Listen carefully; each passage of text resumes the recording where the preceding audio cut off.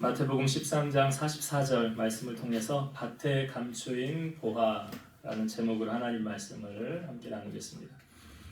11월 셋째 주일은 우리가 이제 추수감사 주일로 지키는데요. 사실 추수감사절의 유래는 1620년에 그 종교적 자유를 찾아서 영국의 청교도들이 메이플라워호를 타고 신대륙 미국으로 이주해서 그 신대륙에 도착해서 그 첫 해에 많은 이들이 목숨을 잃고 농사를 지었음에도 불구하고 수확을 잘 거두지 못하는 많은 어려움을 겪게 되죠. 근데 그 다음 해에 1621년에 원주민들이 와서 도와주고 이렇게 농사를 시작해서 그 큰 추수를 거두게 됩니다. 그리고 나서 이들이 이것을 기념하기 위해서 하나님께 감사 기도를 올리고 잔치를 열게 되었습니다. 이것이 유래가 되어서 추수감사주의를 지키게 되었습니다. 추수감사주의를 지내다 보면 벌써 한 해가 얼마 남지 않았구나 하면서 우리가 한 해를 되돌아보게 됩니다. 사실 우리가 하나님께 감사를 드리는 것은 특별한 날을 정해서 하는 것은 아니죠. 그럼에도 불구하고 왜 11월 셋째 주일을 추수감사주일로 정해서 지키는 것일까요? 되돌아보지 않으면 그냥 잊고 지나가니까, 또 너무 당연하게 여기니까 이걸 감사인 줄 모르기 때문에 이날만큼은 하나님께서 베풀어 주신 은혜를 되돌아보고 감사하라는 것이죠. 인간은 망각의 동물이라고 하지 않습니까?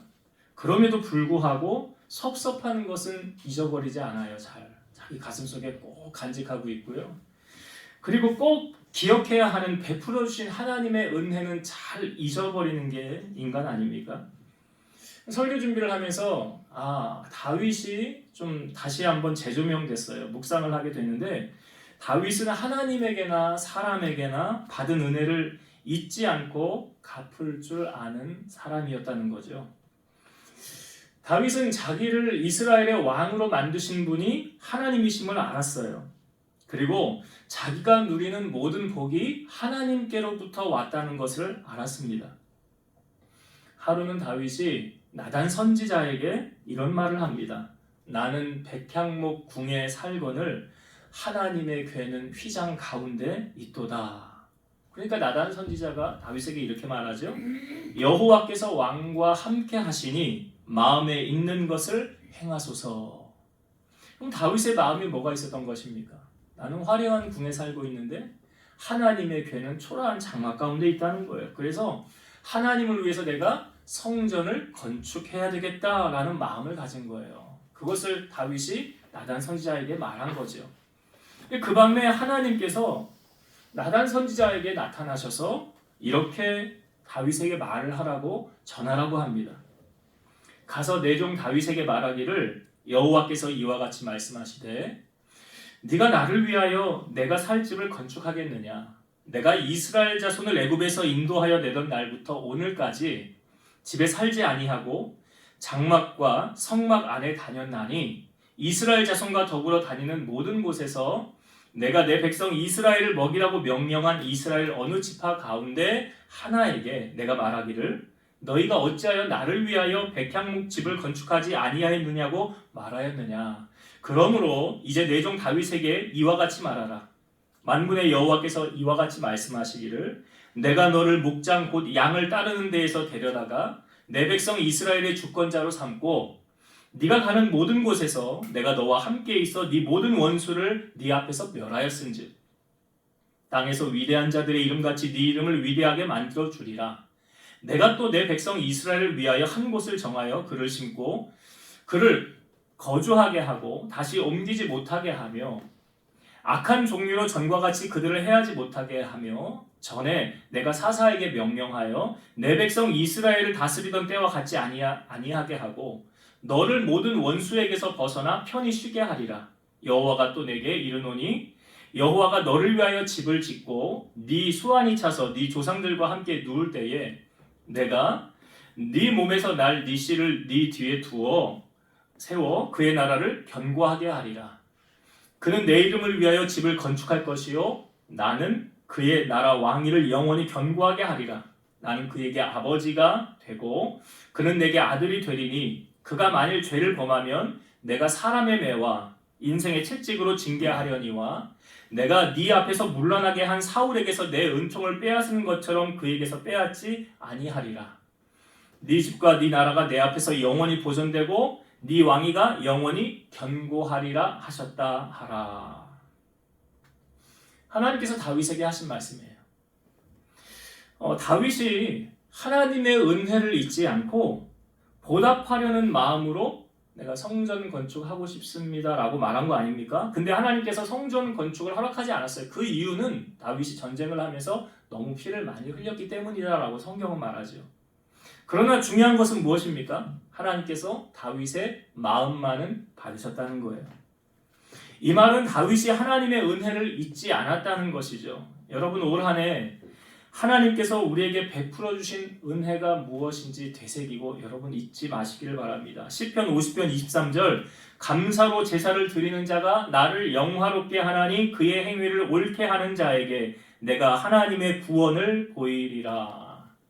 그러니까 하나님께서 다윗에 관한 장래일도 말씀하시고 네가 성전을 짓지 못하지만 너의 다음 아들 솔로몬이 성전을 지을 것이라 라고까지 말씀해 주셨죠. 다윗은 성전을 짓기 위한 모든 준비를 다 하잖아요. 성경에 보면. 그러면서 하나님 앞에 이렇게 말하죠. 모든 것이 주께로부터 왔으니 내가 주님께 받은 것을 주께로 돌려드렸을 뿐입니다. 그러니까 다윗은 하나님의 은혜를 아는 사람이었죠. 뿐만 아니라 다윗은 사람에게 받은 은혜도 잊지 않고 갚을 줄 아는 사람이었다는 거예요. 우리가 성경에 그 사람의 우정을 이야기할 때 많이 거론되는 인물이 다윗과 요나단 이렇게 말하지 않습니까? 근데 다윗하고 요나단하고요, 이 나이 차이가 약 30년 정도 차이가 납니다. 그러니까 다윗에게 있어서 요나단은 아버지뻘 정도 되는 거예요. 그럼에도 불구하고 왜 이 두 사이를 정말 진한 우정의 사이라라고 말하느냐? 자, 사무엘상 18장 1절을 읽어볼게요. 다윗이 사울에게 말하기를 마침에 요나단의 마음이 다윗의 마음과 하나가 되어 요나단이 그를 자기 생명같이 사랑하니라. 요나단이 다윗을 자기의 생명같이 사랑했더라. 그리고 18장 4절 보면 요나단이 자기가 입었던 겉옷을 벗어 다윗에게 주었고 자기의 군복과 칼과 활과 띠도 그리하였더라. 이게 그냥 쉽게 말하면 이런 거예요. 자기에게 있는 거 다 다윗에게 준 거예요. 요나단은 사울 왕의 아들 아닙니까? 왕자잖아요. 그러니까 어찌 보면 부족함이 없이 살았죠. 금수저지요. 근데 다윗은요, 흙수저예요. 집안에서도 별로 인정받지 못했던 사람 아닙니까? 그런데 그 요나단이 다윗을 자기 생명같이 사랑했더라. 여러분, 사랑은 뭐래요? 사랑은 주는 거래잖아요. 주는 거래잖아요. 요나단이 다 주는 거예요, 다윗에게. 그래서 사랑하는 자는 베푸는 자의 삶을 사는 거죠. 예수님도 말하죠. 주는 자가 복이 있대요, 받는 자가 복이 있대요. 그래, 주는 자가 복이 있대요. 잠언 말씀에도 보면 흩어 구제하여도 더욱 부하게 되나니 가도의 아껴도 가난하게 될 뿐이라. 잠언 11장 24절. 성경은 우리에게 부유케 되는 비결을 알려주고 있지요. 남을 윤택하게 하는 자는 자기도 윤택해진대잖아요. 요한일서 3장 17, 18절. 누가 이 세상의 재물을 가지고 형제의 궁핍함을 보고도 도와줄 마음을 닫으면 하나님의 사랑이 어찌 그 속에 거하겠느냐? 자녀들아, 우리가 말과 혀로만 사랑하지 말고 행함과 진실함으로 하자. 요나단과 다윗의 이 행함이 따르는 그 사랑은 정말 진정한 사랑을 보여주고 있죠. 이것보다 더 큰 우리에게 진정한 사랑을 보여주신 분이 계시죠. 바로 하나님이시죠.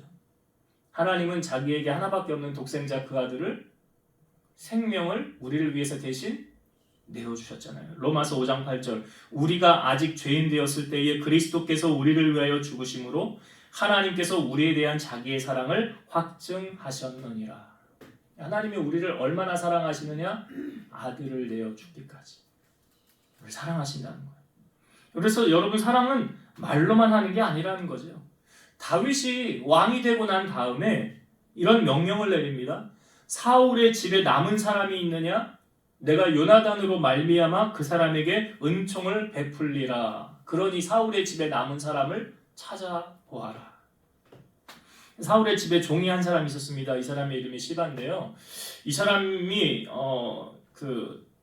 이제 다윗 왕에게 와서 사울의 집에 남은 사람이 있습니다. 한 사람이 있습니다. 그가 누구냐 그랬더니 요나단의 아들인데요. 그는 다리를 저는 사람입니다. 그가 어디 있느냐? 마길이라는 사람의 집에 있습니다. 다윗이 사람을 보내서 요나단의 아들이죠. 무비보셋을 데리고 옵니다. 그 무비보셋이 다윗 앞에 엎드려 절을 합니다. 다윗이 무비보셋이요 하니까 이 무비보셋이 보소서 당신의 종입니다 하면서 두려워 떨어요. 다윗이 이렇게 말하죠. 두려워하지 말라. 내가 반드시 네 아버지 요나단으로 말미암아 내게 은총을 베풀리라. 내가 네 할아버지 사울의 모든 밭을 다 내게 도로 주겠고 또 너는 항상 내 상에서 떡을 먹을지니라. 그러니까 무비보셋이 이렇게 말하는 거예요. 이 종이 무엇이기에 왕께서 죽은 개 같은 나를 돌아보시나이까. 사실 무비보셋은 와서 이제 두려워서 떨었거든요. 왜 그러냐면 자기도 알잖아요. 사울 자기 할아버지가 다윗을 힘들게 했다는 것, 죽이려고 했다는 것을 알지 않습니까? 그래서 나 다윗에게 끌려가서 죽는 거 아니야? 그런 마음으로 왔는데 요나단, 즉 자기 아버지로 말미암아 다윗 왕으로부터 은총을 받게 됐다는 거죠. 그래서 이 무비보셋은 왕자 중에 하나와 같이 다윗 왕의 밥을 먹는 그 식탁에서 같이 밥을 먹게 되었다는 거예요. 이건 뭘 말합니까? 아들같이 다윗이 대우했다는 거잖아요. 여러분 다윗이 왜 이렇게 무비보셋에게 한 것입니까? 다윗이 말했지요. 내가 요나단에게 받은 은혜와 그 사랑을 잊지 않고 갚으리라. 그러니까 머리 검은 짐승 다 키우는 게 아니라 키우지 말라라고 하는데 그 사람마다 다르다는 거죠. 여러분 하나님께서 왜 다윗에게 복을 주시는지 아시겠죠? 은혜를 잊지 않는 자였다는 거예요. 그것에서 그친 것이 아니라 그 받은 은혜를 갚을 줄 아는 자였다는 것입니다. 우리는 추수감사절이라서 하나님께로 받은 은혜, 또 사람에게 받은 사랑, 그것을 기억하고 보답하며 살아가야 되겠다라는 생각에서 이거 벗어나서요. 우리는 매일의 삶 속에서 이러한 마음을 갖고 이 땅을 살아가야 한다는 것이죠. 제가 오늘 본문의 말씀이 어떻게 보면 추수감사절하고는 좀 의미가 없는 말씀처럼 여러분에게 들려질지 몰라요. 근데 오늘 말씀을 풀어보면 그 의미를 다시 한번 되새길 수 있을 것입니다. 여러분 교회를 왜 다니죠? 우리 교회 왜 다닙니까? 다니는 첫 번째 목적은 뭐예요? 네? 구원받기 위해서. 어디 가려고요? 천국 가려고 교회 다니는 거잖아요. 맞아요. 그래서 예수님 이제 10계명의 1계명부터 4계명까지는 인간이 하나님과의 계명인데 네 번째 계명이 무엇입니까? 네 번째 계명이 뭐예요? 10계명의 네 번째. 집사 이상은 이 정도는 다 아셔야지. 네? 10계명의 네 번째 뭐죠? 우 집사님. 이렇게 얼굴을 똑바로 보고 있으면 질문을 안 할 거라고 생각하시지만 기본적으로 알아야 되는 거잖아요. 저는 이렇게 시키면 신우이 안부 살간도 이탐 이렇게 해서 여기까지 딱 외웠는데요. 신우이 안이 뭐예요? 안식일을 기억하여 거룩히 지키라. 누가 하신 말씀이죠? 하나님이 하신 말씀. 하라는 명령이잖아요. 명령. 여러분 천국은 실존합니까? 가상입니까? 실존하죠? 이 천국이 그냥 가상이 아니에요. 정말 실존하고 있는 거예요. 그걸 우리에게 지금 이제 성경이 확증을 하고 있거든요. 근데 교회 다니지 않고 예수님을 믿지 않고는 천국을 갈 수 있습니까? 없습니까? 못 가요. 정말 그래요. 천국은 예수님을 통과하지 않고는 못 가는 거예요. 예수님의 오심을 6개월 앞서서 주의 길을 예비했던 사람이 누구죠? 세례 요한이죠. 세례 요한이 광야에서 외쳤던 게 무엇이었습니까? 회개하라, 천국이 가까이 왔느니라. 세례 요한이 외친 게 천국을 외쳤다는 거죠. 그 요한이 그 요단강에서 사람들에게 세례를 베풀 때요, 그 많은 바리새인 사두개인, 당시 자기들이 최고라고 하는 그 사람들을 향하여 세례 요한이 이렇게 말을 합니다. 독사의 자식들아, 누가 너희를 가리켜 임박한 진노를 피하라 하더냐? 그러므로 회개에 합당한 열매를 맺고 속으로 아브라함이 우리 조상이라고 생각하지 말라. 내가 너희에게 이르노니 하나님이 능히 이 돌들로도 아브라함의 자손이 되게 하시리라. 이미 도끼가 나무 뿌리에 놓였으니 좋은 열매를 맺지 아니하는 나무마다 찍혀 불에 던져지리라. 나는 너희로 회개하게 하기 위하여 물로 세례를 베풀거니와 내 뒤에 오시는 이는 나보다 능력이 많으시니 나는 그의 신을 들기도 감당하지 못하겠노라. 그는 성령과 불로 너희에게 세례를 베푸실 것이요 손에 키를 들고 자기의 타작마당을 정하게 하사 알곡은 모아 곡간에 들이고 쭉정이는 꺼지지 않는 불에 태우시리라. 그러니까 세례 요한이 천국과 지옥의 존재를 분명히 알고 자란 거지요. 여기 뭐라고 그래요? 그 주께서 손에 키를 들고 자기의 타작마당을 딱 정한 다음에, 키가 뭔지 아시잖아요. 이렇게 탁탁탁 치면 쭉정이는 나가고 알곡은 들어오는 거. 알곡은 모아 곡간에 들이고 쭉정이는 꺼지지 않는 불에 태우리라. 이게 뭔 비유인지 아시잖아요. 예? 의인과 악인, 양과 염소, 천국과 지옥 이야기하는 거 아닙니까? 요한복음 5장 24절, 내가 진실로 진실로 너희에게 이르노니 내 말을 듣고 또 나 보내신 이를 믿는 자는 영생을 얻었고 심판에 이르지 아니하나니 사망에서 생명으로 옮겼느니라. 이게 예수님의 말씀이잖아요. 그러니까 예수님의 말을 듣고 예수님을 믿는 자는 영생을 얻은 거예요. 그러니까 이게 이런 거죠. 본질상 진노의 자녀였던 우리가 예수님의 십자가의 보혈로 말미암아 구주를 영접하고 난 후 죄사함 받게 되어서 이제 지옥행 열차에서 천국행 열차로 우리가 갈아타게 되었다는 것이죠. 성경을 보면 천국의 비유가 얼마나 많습니까? 예수님이 천국의 비유를 참 많이 해주셨거든요. 우리가 잘 아는 열처녀 비유 그거 있잖아요. 5처녀 기름붓을 준비하고 5처녀 기름붓을 준비 못해서 신랑을 맞을 준비를 못했다는 거 아니에요. 양과 염소를 나누듯이 의인과 악인도 나눴잖아요. 부자와 나사로의 비유는 우리가 너무나 잘 아는 거죠. 한 부자는 자색 옷을 입고 고운 베옷을 입고 날마다 호화롭게 잔치를 벌였죠. 그러나 나사로라 이름한 거지는 그 거지의 대문 앞에 버려진 채로 그 부자의 상에서 떨어지는 것을 배부리려 하였지만 그마저도 못하였고 심지어 개들이 와서 그 헌대를 핥고 지나갔더라 그러잖아요. 그런데 이 둘이 다 죽은 다음에 어떻게 되었습니까?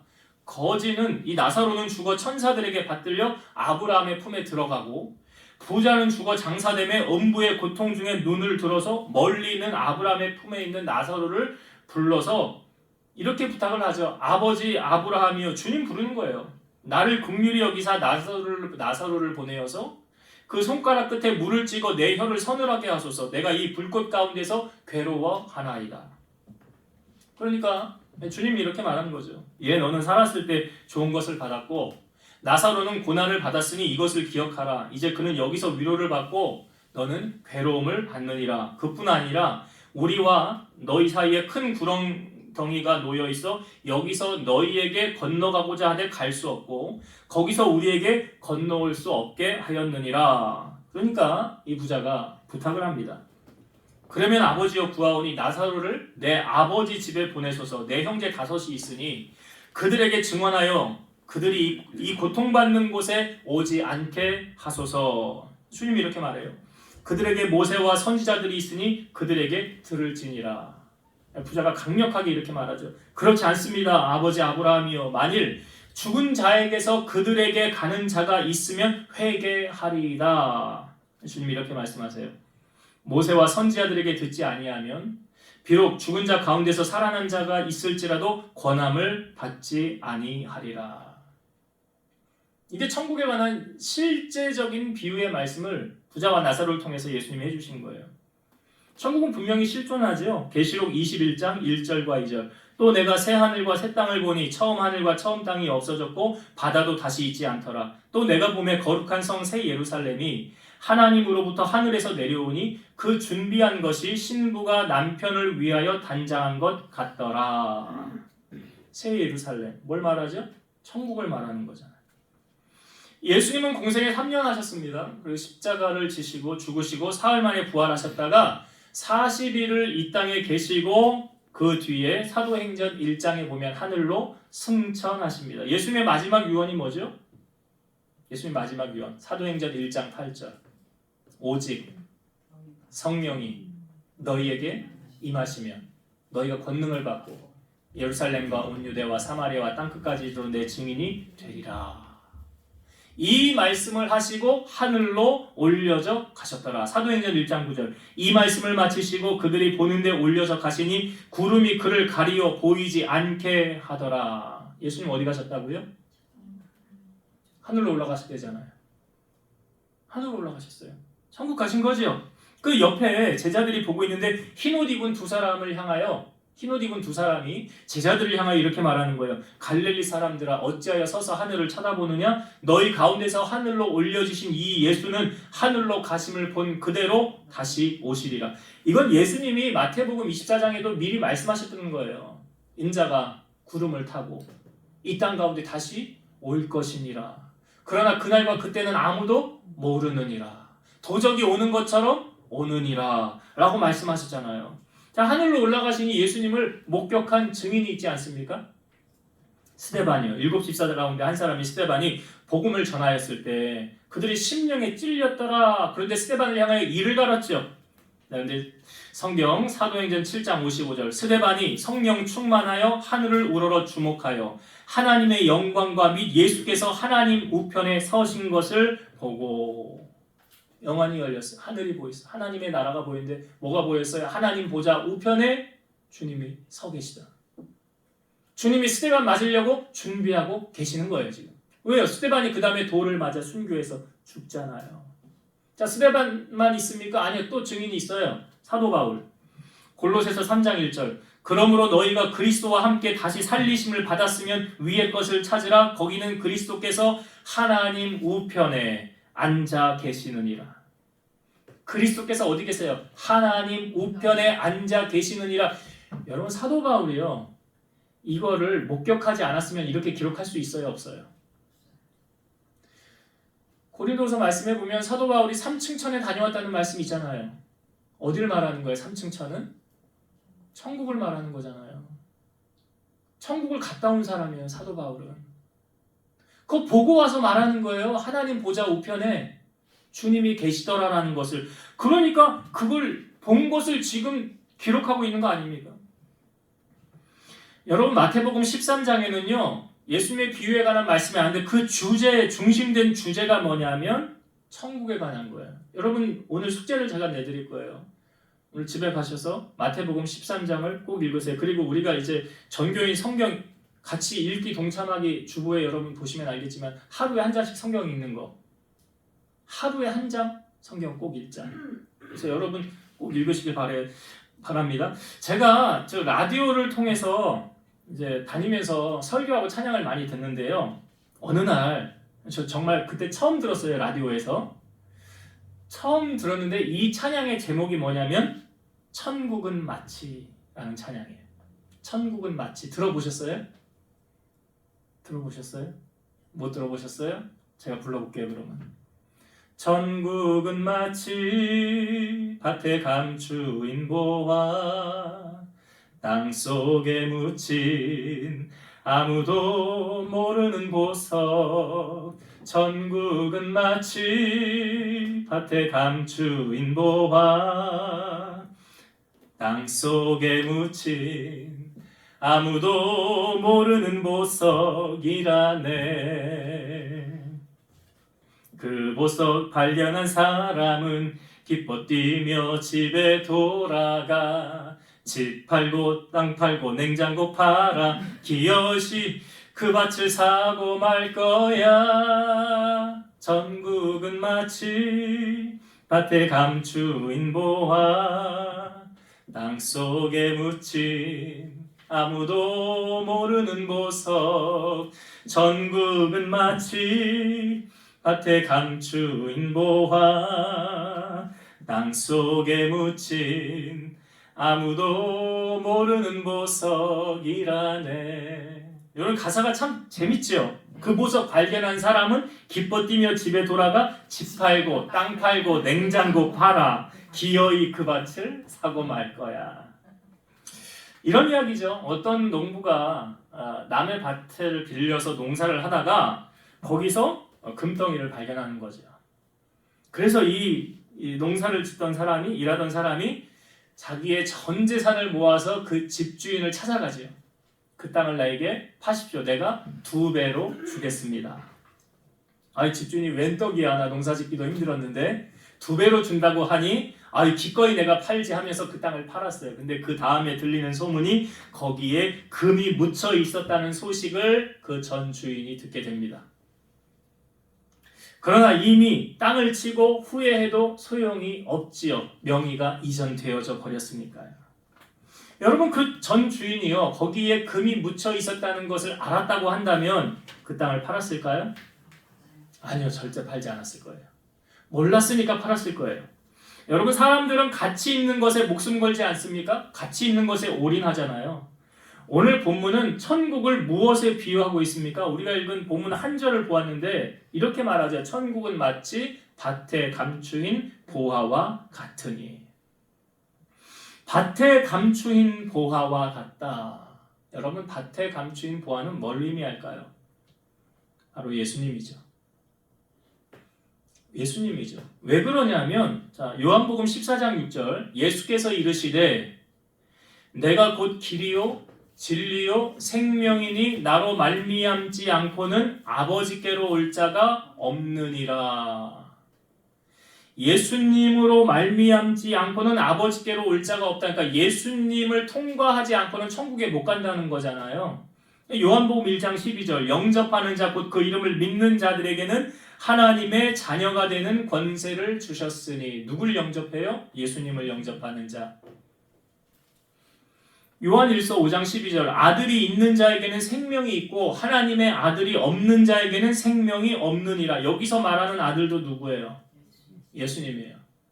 그러니까 예수님으로 말미암지 않고는 천국에 갈 수 없다. 여기 오늘 본문의 말씀에 천국은 마치 밭에 감추인 보화와 같다라고 그랬잖아요. 그러니까 밭에 감추인 보화는 바로 예수님을 말하는 거예요. 예수님을 통과하지 않고는 천국에 갈 수 없으니까. 그래서 사도 바울은 고린도후서 4장 7절에 우리가 이 보배는 예수님이에요. 우리가 이 보배를 질그릇에 가졌으니, 질그릇은 나예요. 예수님을 구주로 영접한 사람을 말하는 거예요. 다시 보면 우리가 이 보배를 질그릇에 가졌으니 이는 심히 큰 능력은 하나님께 있고 우리에게 있지 아니함을 알게 하려 함이라. 예수 그리스도를 질그릇 같은 나 같은 작은 자가 예수님을 품으면 어떤 일이 일어난다고요? 하나님의 능력이 나타난다는 거잖아요. 나를 통해서 하나님의 능력이 나타난다는 거잖아요. 그래서 바울은 이것을 체험하고 나서 이런 고백을 하죠. 무엇이든지 내가 유익하던 것을 내가 그리스도를 위하여 다 해로 여길 뿐 아니라 모든 것을 해로 여김은 내 주 그리스도 예수를 아는 지식이 가장 고상하기 때문이라. 내가 그를 위하여 모든 것을 잃어버리고 배설물로 여겼느니라. 그러니까 가장 높은 가치가 뭐래요? 예수님이 되잖아요. 지금 밭에 보화가 있는 것을 발견한 후에 그 밭을 사기 위해서 올인하잖아요. 왜 올인합니까? 그 밭에 보물이 있으니까. 보물이 있으니까. 그 보물은 바로 예수님이라고 그랬죠. 근데 사람들은 예수님보다 현실적으로 더 필요한 것을 추구하지 않습니까? 돈을 추구하고요. 그렇죠. 높은 자리, 명예, 권력, 그런 걸 추구하며 살아가잖아요. 전도서 5장 10절, 은을 사랑하는 자는 은으로 만족하지 못하고 풍요를 사랑하는 자는 소득으로 만족하지 아니하나니 이것도 헛되도다. 자, 여러분 돈 사랑하면 안 돼요. 돈 좋아하면 안 돼요. 성경에 돈을 사랑함이 일만하게 뿌리라고 그랬잖아요. 가룟 유다가 그래서 간 거예요. 여러분 돈이 많아도요, 그 돈으로 만족함을 누릴 수 없대잖아요. 그러니까 공허하다는 거예요. 돈 많아도. 왜 돈 많은 사람은 왜 자살해요? 돈 많으면 행복할 것 같았는데 그게 아니라는 거잖아요. 그러니까 돈이 많아도 내 가슴 속에 공허함이 채워지지 않으니까 그것을 채우려고 사람들이 하는 것들이 있어요. 마약하죠. 술 먹죠. 도박하죠. 성적인 쾌락을 추구하죠. 왜요? 그 공허함이 안 채워지니까. 쇼핑하면서 리미티드 에디션 가방 세상에 몇 개 없는 거 갖다 놓고 매일 보면 기뻐요? 그게 계속 기쁠 것 같아요? 잠시 기쁘죠. 그게 영원합니까? 그렇지 않잖아요. 그 공허함은요, 예수님만 채워줄 수 있대요. 그 자리는 그러니까 아무 것이 없어도요, 마음이 평안한 사람이 있고요. 많이 가져도 불안과 초조 속에 사는 사람이 있어요. 이사야 55장 1절 2절 오호라 너희 모든 목마른 자들아 물로 나오라 돈 없는 자도 오라 너희는 와서 사 먹되 돈 없이 값 없이 와서 포도주와 젖을 사라 너희가 어찌하여 양식이 아닌 것을 위하여 은을 달아주며 배부르게 하지 못할 것을 위하여 수고하느냐 내게 듣고 들을지어다 그리하면 너희가 좋은 것을 먹을 것이며 너희 자신들이 기름진 것으로 즐거움을 얻으리라. 예수님 오래잖아요. 일로 와라. 돈 없이 값 없이 와서 내게 와서 포도주와 젖을 사라. 좋은 것 먹는 데잖아요. 그리고 기름진 것으로 즐거움을 얻으리라 라고 말하잖아요. 자, 여러분 질문 한번 드려보겠습니다. 여러분에게 봄을 이루는 무엇입니까? 내 삶에 가장 귀한 건 뭡니까? 예? 자, 예수님이 지금 다 녹화하고 있어요. 여러분 마음 다 보고 있어요. 예. 여러분 찬송으로 이렇게 고백하잖아요. 주 예수보다 더 귀한 것은 없네. 이 세상 행복과 바꿀 수 없네. 영죽을 내 대신 돌아가신 그 놀라운 사랑 잊지 못해. 세상 즐거움 다 버리고 세상 자랑 다 버렸네. 주 예수보다 더 귀한 것은 없네. 예수밖에는 없네. 여러분 이 고백이 무슨 고백이에요? 나에게 있어서 봄을 이루는 누구래요? 주님이래잖아요. 그 고백이에요. 그 고백이 안 되면 사실 이 찬양을 하면 안 돼. 왜요? 가식이잖아요. 거짓말이잖아요. 찬양하고 삶이 다른데 또 어떻게 이 찬양을 할 수가 있냐고요. 예수님을 따르는 제자들의 조건, 이건 예수님이 가르쳐 주신 거예요. 이제 나 예수님이 내 삶의 주인이십니다 라고 고백하는 사람은 이렇게 살래요. 예수님이 누가복음 14장 26, 27절 물은 내게 오는 자가 부모와 처자와 형제와 자매와 더욱이 자기 목숨까지 미워하지 아니하면 능히 내 제자가 되지 못하고 누구든지 자기 십자가를 지고 나를 따르지 않는 자도 능히 내 제자가 되지 못하리라. 이거 전에 마태복음의 말씀도 나눴잖아요. 사람의 원수가 자기 집안 식구니라 할 때 이 말씀. 그 말씀이 그 다음에 어떻게 예수님이 풀으셨어요? 나보다 더 형제를, 자매를, 부모를, 자식을, 전토를, 재산을 사랑하는 자는 합당하지 않다. 그 말씀이거든요.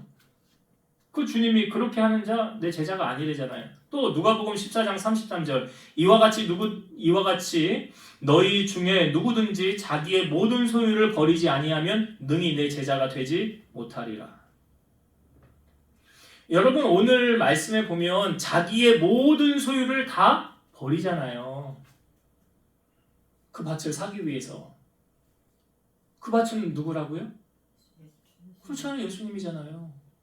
그게 이 말씀 아니에요? 자기 모든 소유 버리는 거 아니에요 지금? 예수님을 위해서? 마태복음 7장 21절 나더러 주여 주여 하는 자마다 다 천국에 들어갈 것이 아니요 다만 하늘에 계신 내 아버지의 뜻대로 행하는 자라야 들어가리라.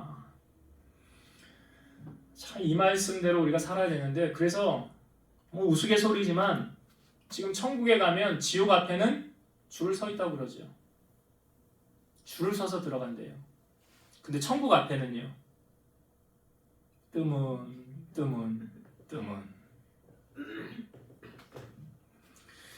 여러분 이 밭을 발견한 이 밭의 보화를 발견한 사람이 지금 어떻게 하고 있습니까? 자기의 모든 소유를 다 팔아서 그 밭을 사더라 라고 말하고 있어요. 그렇죠? 그럼 당연히 그 좋은 것에 투자를 해야지. 아니 이게 믿지는 장사가 아니잖아요. 지금 금을 발견한 사람이 손해 보면 이런 장사 절대로 안 하죠. 손해 안 보니까 이런 일을 하는 거 아닙니까? 예수님도 우리에게 너희 보물을 어디에 쌓아놓으래요? 마태복음 6장 19절에서 21절 너희를 위하여 보물을 땅에 쌓아두지 말라. 거기는 좀과 동록이 해하며 도둑이 구멍을 뚫고 도둑질 하느니라.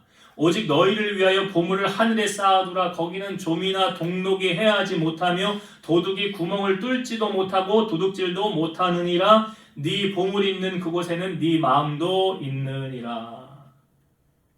보물을 땅에 쌓아놓으라고 예수님이 말씀하지 않았어요. 하늘에 쌓아놓으래잖아요. 하늘에.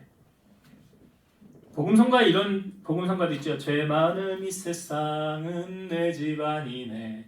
내 모든 보화는 저 하늘에 있네. 여러분 보화 어디 있다고요? 하늘에 지금 많이 좀 쌓아놓으셨어요?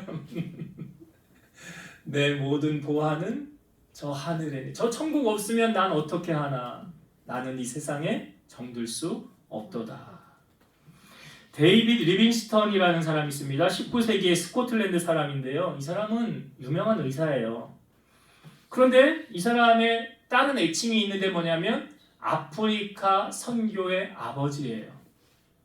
이 리빙스턴이 어린 시절에 교회 부흥에 참석을 해서 큰 은혜를 받습니다. 헌금 시간에 이 헌금 접시를 돌리고 있었어요. 근데 리빙스턴은 헌금할 돈이 없어서 바치지 못하고 있었습니다. 그는 예배 후에 헌금 정리하는 곳으로 갑니다. 그리고 그 헌금을 다 정리한 빈 접시를 바닥에 내려놓습니다. 그리고 그 위에 리빙스턴이 올라갔어요. 그것을 바라본 목사님이 리빙스턴 지금 뭐하고 있는 거야? 그랬더니 리빙스턴이 이렇게 말해요. 목사님, 하나님 앞에 바칠 것이 없어서 마음과 몸을 바치려고 이 헌금 접시 위에 올라갑니다. 나 하나님 앞에 좀 내 생명이라도 드리고 싶은데요. 귀한 거 드리고 싶은데요. 내가 돈이 없어요. 내가 헌금을 바칠 게 없어요. 그래서 나를 드리는 거예요. 그리고 그는 죽는 날까지 몸 바쳐 전도하고 영혼 구원하는 일에 서원을 합니다. 그리고 아프리카에서 복음을 전하다가 그곳에서 세상을 마감을 합니다. 우리의 마음을 어디에 두라고 성경은 말하느냐? 디모데전서 6장 17절 네가 이 세대에서 부한자들을 명하여 마음을 높이지 말고 정함이 없는 재물에 소망을 두지 말고 오직 우리에게 모든 것을 후히 주사 누리게 하시는 하나님께 두며. 중요한 말씀이죠. 오직 우리에게 모든 것을 후히 주사 누리게 하시는 분이 누구라고요? 그분이 하나님이래잖아요. 그 하나님께 마음을 두래잖아요. 여러분은 하늘에 소망을 두십니까? 땅에 소망을 두십니까? 골로새서 3장 2절 위의 것을 생각하고 땅의 것을 생각하지 말라. 땅의 것을 생각하는 사람은 그리스도의 원수다라고 말하고 있어요. 빌립보서 3장 19절 20절 그들의 마침은 멸망이요. 예수님이 원수를 행하는 사람들. 그들의 마침은 멸망이요. 그들의 신은 배요. 그 영광은 그들의 부끄러움에 있고 땅의 일을 생각하는 자라. 그러나 우리의 시민권은 하늘에 있는지라. 거기로부터 구원하는 자 곧 주 예수 그리스도를 기다리노니 그는 만물을 자기에게 복종하게 하실 수 있는 자의 역사로 우리의 낮은 몸을 자기 영광의 몸의 형체와 같이 변하게 하시리라. 우리의 시민권, 여러분 시민권 어디에 있다고요? 하늘에 있는지라 그러잖아 지금. 우리의 시민권이 땅에 있지 않다고요. 하늘에 있기 때문에 땅의 일을 생각하는 자가 아니라 하늘의 일을 생각하는 자가 되라. 그리고 예수님은 우리의 몸을 예수님의 몸처럼 변하게 하셔서 이게 뭐예요? 이제 예수님 나중에 오시면 죽은 자들이 먼저 일어난다고 그랬죠 성경에.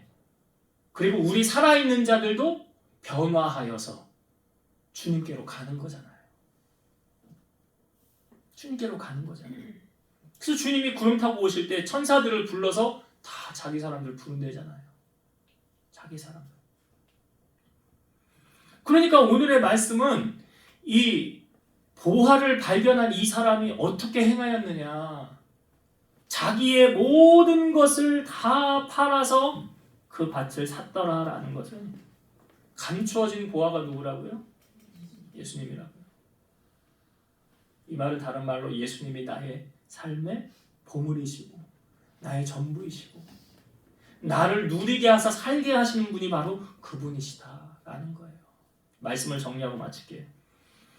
제가 이 말씀으로 오늘 결론을 맺으려고 그래요. 갈라디아서 6장 7절에서 9절. 스스로 속이지 말라. 하나님은 업신여김을 받지 아니하시나니 사람이 무엇으로 심든지 그대로 거두리라. 자기의 육체를 위하여 심는 자는 육체로부터 썩어질 것을 거두고 성령을 위하여 심는 자는 성령으로부터 영생을 거두리라. 우리가 선을 행하되 낙심하지 말지니 포기하지 아니하면 때가 이름에 거두리라. 여러분, 추수감사주일이라고 이 주일만은 한 해를 돌아보면서 하나님이 내게 베풀어 주신 그 은혜를 기억하고 감사하는 게 아니라요, 우리의 삶의 매 순간 하나님을 향하여 여러분 감사하시고, 여러분 천국의 시민권 가진 자들이니까 땅의 것을 생각하지 마시고 하늘의 것을 바라보시고, 여러분들의 보화를 땅에 심어두지 마시고 하늘에 심어두셔서 하나님의 상급을 누리고 그 하나님이 주시는 각종 좋은 것을 누리고 살아가는 여러분 다 되시기를 주의 이름으로 축원드립니다. 기도하시겠습니다. 지금도 살아계셔서 역사하시는 하나님, 밭에 감추인 보화를 발견한 이 사람은 그것을 사기 위해 자기의 전부를 투자해서 그 밭을 샀습니다. 그런데 그 밭에 감추인 보화는 알고 보니 바로 우리 주님이셨습니다. 우리는 주님을 위해서 무엇을 투자하고 헌신하며 살아가고 있습니까? 가장 귀중한 가치를 사도 바울은 알았기에 내가 예수를 아는 지식이 가장 고상하고 그 전에 모든 것은 다 배설물로 버렸다고 하였습니다. 우리 사랑하는 성도들, 오늘 이 귀한 진리 가치를 깨달아서 예수님이 기뻐하시는 일을 저희들이 행하게 하시고, 우리 시민권이 하늘에 있으니 이 땅에 소망을 두지 않고 저 하늘에 소망을 두고 하늘에 재물을 쌓아두고 하나님께 영광을 올려드리며 살아가는 자들 되어서 모든 것을 우리에게 주사 능히 누리게 하시는 하나님의 복을 누리고 살아가는 주인공들 다 되게 하여 주옵소서. 예수님의 이름으로 기도드리옵나이다. 아멘.